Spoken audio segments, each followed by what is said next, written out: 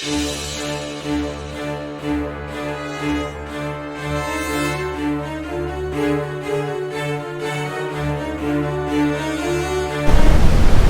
day everyone, my name is Angel Arnoco, a BSISM student, and I'm here today to introduce to you the parts of function of manual Toyota Fortuner Model 2022.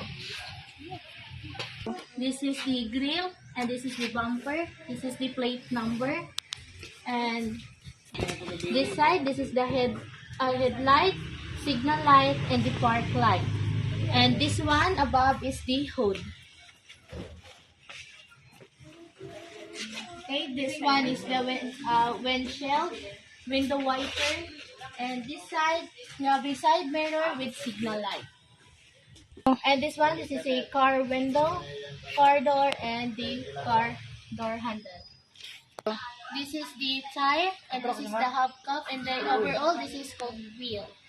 This is the tail light, signal light, and the parking light. This is the this is the bumper, and this is the back window wiper.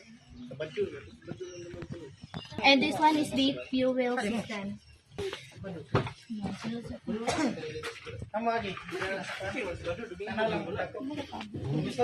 Yeah, this one is the steering wheel, the AC, the clutch, brake, and also the accelerator.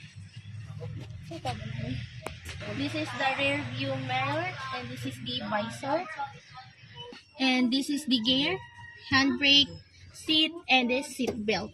Wait, tikman mo birang seat belt.